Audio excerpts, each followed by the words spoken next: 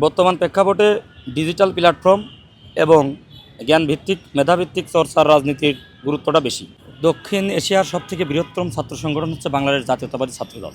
আসলে এই সংগঠনের কেন্দ্রীয় কমিটি যখন হবে সেটা নিয়ে প্রতিযোগিতা থাকবে, এটাই স্বাভাবিক। কারণ বৃহৎ একটি সংগঠনে নেতৃত্বের প্রতিযোগিতা অতীতেও ছিল, এখনও থাকবে, ভবিষ্যতেও থাকবে।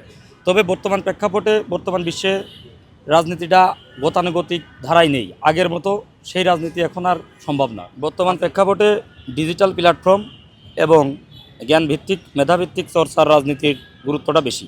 কাজে আমরা নতুন নেতৃত্বের প্রতি প্রত্যাশা করব, নতুন নেতৃত্ব যেন মেধাভিত্তিক এবং ডিজিটাল প্ল্যাটফর্মে সুস্থ ধারার রাজনীতির বিকাশ ঘটাতে পারে, সেটাই থাকবে আমাদের তৃণমূল নেতাকর্মীদের পথ। যুক্তরাষ্ট্রের ১ নম্বর জিম চেইন গোল্ড জিম এখন আবারও বাংলাদেশে বসুন্ধরা আবাসিক এলাকা ও বসুন্ধরা সিটি শপিং মলে।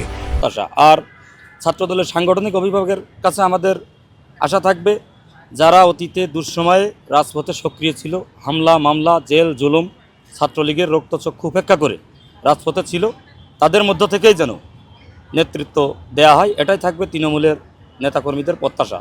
তাহলে তৃণমূলের নেতাকর্মীরা আরও সক্রিয়ভাবে রাজপথে থাকবে, যদি তারা দেখতে পায় যে রাজপথে যারা দুঃসময়ে ভূমিকা রাখছে তারা নেতৃত্বে আসে, সেই নেতৃত্ব দেখলে তৃণমূল আরও শক্তিশালী হবে। আসলে এই যে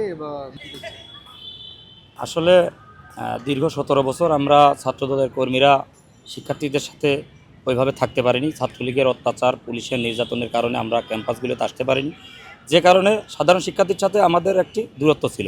তো 5 আগস্ট পরবর্তী আমরা ভালো কাজের মাধ্যমে, শিক্ষার্থীবান্ধব কাজের মাধ্যমে অনেকটাই সেই দূরত্ব কাটিয়ে উঠছে।